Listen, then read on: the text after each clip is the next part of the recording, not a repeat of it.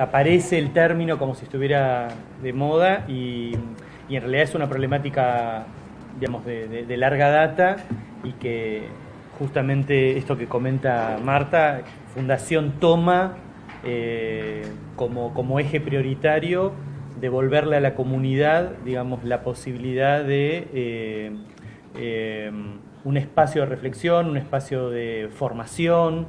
De hecho, muchos de estos encuentros tienen que ver con verdaderas capacitaciones que hacemos con docentes, con padres, es decir, que no pasa como acción social de parte de Fundación, no pasa simplemente por, bueno, difundir una temática o tratar, digamos, casi ingenuamente una cuestión, sino efectivamente revisar esta problemática actual que tiene que ver con la agresión, la violencia, el maltrato, la persecución dentro de las organizaciones escolares, tomar esta temática, analizarla, repensarla entre nosotros, a ver, bueno, cuál es el mejor,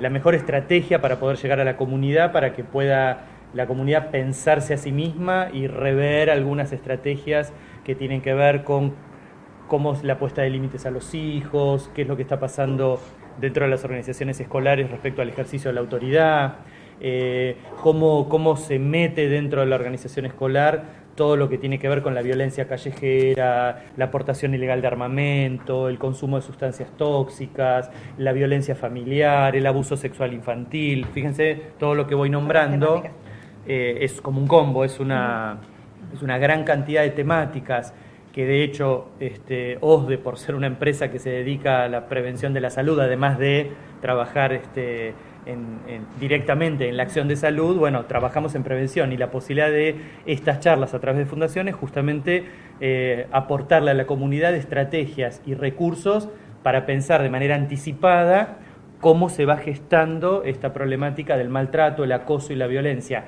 La temática del acoso y la violencia dentro de la organización escolar tomó una dimensión muy especial a partir de la difusión y la promoción de las redes sociales.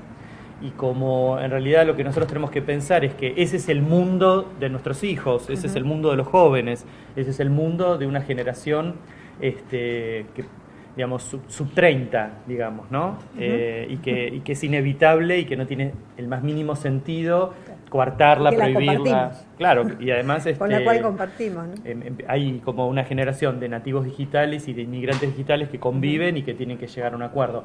Yo les diría respecto a la problemática del bullying y de la violencia dentro de la organización escolar, que las redes sociales funcionan como hace 40 o 50 años atrás la calle.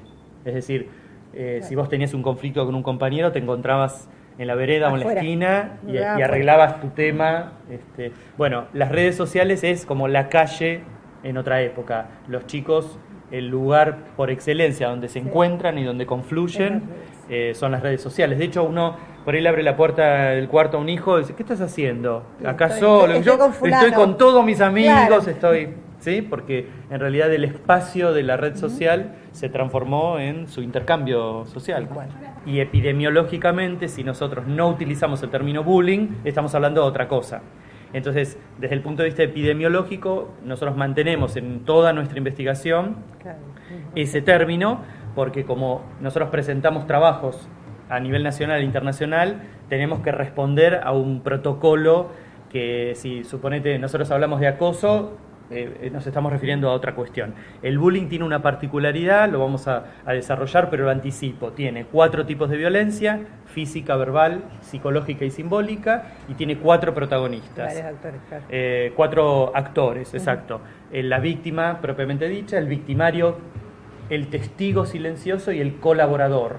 Una de las características que hemos descubierto dentro de las organizaciones escolares es que en general el victimario no es el que ejecuta directamente la acción. En general, el victimario es el autor intelectual.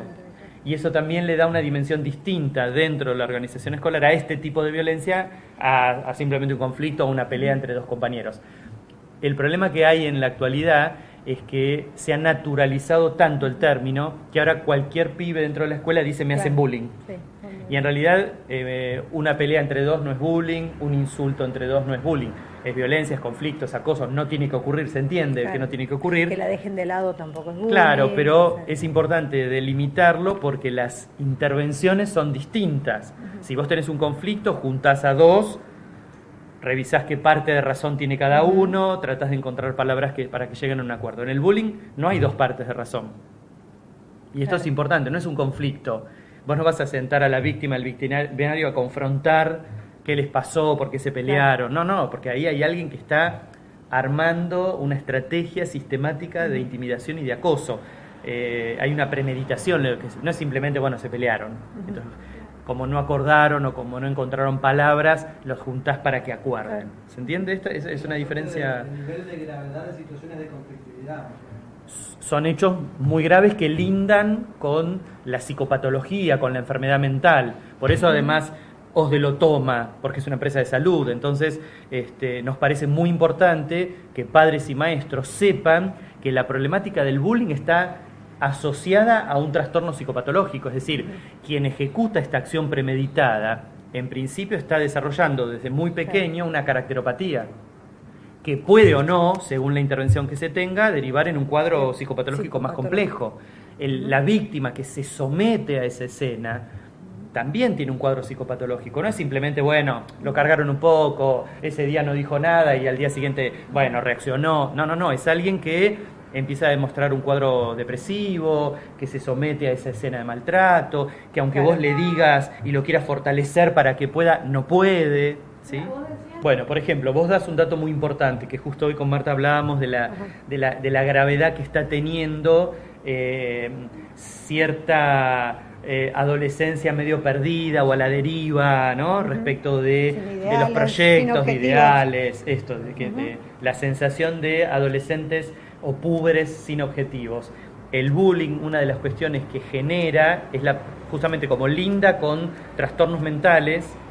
Estamos muy preocupados porque han aparecido muchos casos de suicidios, de autolesiones, que es otro tema que hoy conversábamos. El tema de las autolesiones está tomando una dimensión bastante descabellada. Entonces, no es porque en sí mismo, solo por el bullying, una persona decide tomar una acción tan tremenda como esta.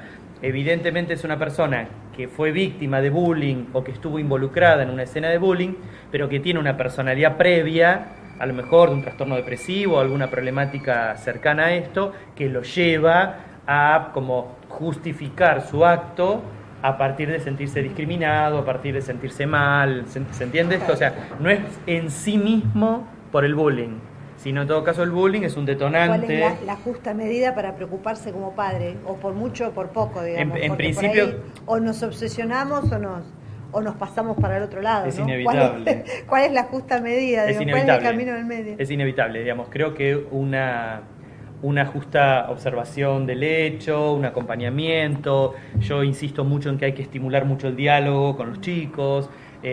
Hay que ejercer la autoridad. Ejercer la autoridad implica a veces decir que no. Esto lo decís bien acá. No, hay cosas que no son negociables. Exacto. Yo insisto mucho en no confundir los procesos que tienen que ver con la democracia y los derechos humanos con cómo se tiñe la familia de una negociación permanente. Yo digo algo políticamente incorrecto. En la familia no hay democracia. No hay democracia. Porque a Marta sus hijos no la votaron para que sea la madre, ¿sí? Ni a mí mis hijas me votaron para que sea el padre. Entonces, solo por ese hecho, los hijos tienen que adecuarse a una normativa familiar que puede no gustarles. Y en realidad yo apoyo a los padres a que aún en la duda no vacilen en cómo se ejerce la autoridad, porque la vacilación, la incertidumbre son fuente de la generación de muchos conflictos y de muchos problemas. El ciberbullying ha sido muy estimulado por la facilidad que tiene la viralización de los contenidos.